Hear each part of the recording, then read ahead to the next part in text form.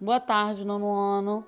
Hoje nós vamos falar sobre a célula animal, parte 2, é o capítulo 7 do nosso livro, página 374.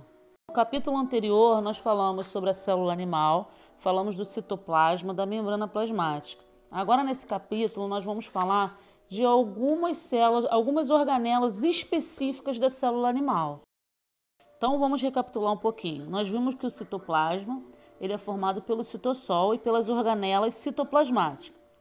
O citossol das células animais possui organelas delimitadas por membrana, centríolos e ribossomos, os quais são responsáveis pela síntese proteica. As células apresentam muitas formas e funções. Tais funções estão diretamente ligadas à quantidade e ao tipo de organelas de uma célula. O mau funcionamento delas pode provocar danos ao nosso organismo. Vamos ver os principais componentes do nosso citoplasma. O primeiro são os ribossomos. Eles são estruturas citoplasmáticas não membranosas, ou seja, são componentes celulares não delimitados por membrana. Eles são formados por proteínas associadas a um tipo de molécula produzida no núcleo, que a gente chama de RNA ribossômico. Nas células procariontes, são encontrados apenas ribossomos dispersos no citossol. Já nas células eucariontes, eles podem estar livres ou aderidos às membranas do retículo endoplasmático rugoso. Os ribossomos eles são livres e são responsáveis pela síntese proteica que são utilizadas pela célula. Essa síntese proteica consiste na união dos aminoácidos. Vamos falar agora sobre o sistema de endomembranas. A maior parte do citoplasma de células eucariontes corresponde a um conjunto de células membranosas, o sistema de endomembranas, que funciona de maneira interligada e cooperativa.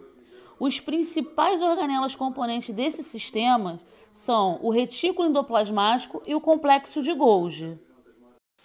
Existem dois tipos de retículos que surgem a partir da membrana nuclear, de onde se ramificam pelo citoplasma.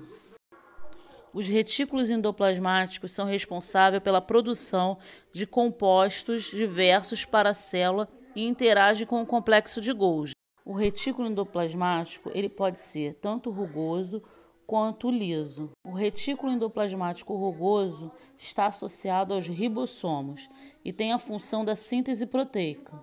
O retículo endoplasmático liso não possui adesão dos ribossomos e permite uma fácil distinção em relação ao retículo endoplasmático rugoso, e ele é responsável pela desintoxicação celular. O complexo de Golgi é formado por bolsas membranosas achatadas e empilhadas umas sobre as outras. A função são inúmeras, dentre elas destacam-se a concentração, modificação e empacotamento em vesículas das proteínas produzidas pelo RER e a formação do acrosoma. Nesta imagem temos a esquemática entre a interação do retículo endoplasmático rugoso e o complexo de Golgi. Assim que as vesículas com as proteínas chegam até o complexo de Golgi, vindas do retículo, essas são modificadas e sofrem novo empacotamento para serem secretadas pela célula por exocitose. Como já vimos, o trânsito de moléculas no citossol é feito por vesículas, que mantêm seu conteúdo individualizado e protegendo do conteúdo citoplasmático. Existem outros tipos de vesículas, além das de transporte de secreção. Os lisossomos são vesículas formadas a partir do complexo de Golgi. Elas contêm enzimas digestivas que foram produzidas pelo RER. Dessa maneira, sua função é armazenar e liberar, quando necessário, essas enzimas para que ocorra a digestão intracelular das partículas captadas pelas células.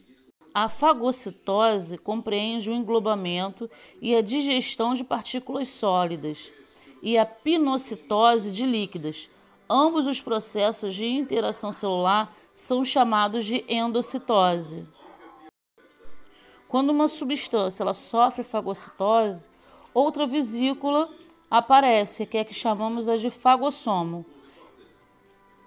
Essas vesículas, elas deverão se fundir com lisossomos primários liberados pelo complexo de Golgi, formando os lisossomos secundários, os vacúolos e os vacúolos heterofágicos. Nesta imagem, nós temos a representação do processo de fagocitose de uma bactéria, tal como executado por uma célula de defesa humana. Peroxissomos são as organelas globulares que contêm enzimas em seu interior. A principal enzima se chama catálise e tem a função de degradar a água oxigenada ou peróxido de hidrogênio, composto tóxico gerado pelas células, e que devem, portanto, ser degradadas. Vou dar um exemplo para vocês que vocês entendam. Quando vocês caem, ralam o joelho, é comum a gente limpar a área do machucado com água oxigenada. Quando entra em contato com o ferimento, essa água oxigenada, ela reage com essas enzimas de catálise, que se encontram no machucado e libera gás, oxigênio e água. O gás oxigênio que é liberado nessa reação é o responsável pela formação daquela espuminha efervescente que fica em cima da feridinha. Agora vamos falar das mitocôndrias. Elas estão em todas as células eucariontes e são responsáveis pela produção de energia para as células por meio de respiração celular aeróbica. Quanto mais elevado for o metabolismo celular, mais mitocôndrias deverão estar contidas em seu citoplasma. Vamos falar de uma outra organela também muito importante, que é o citoesqueleto.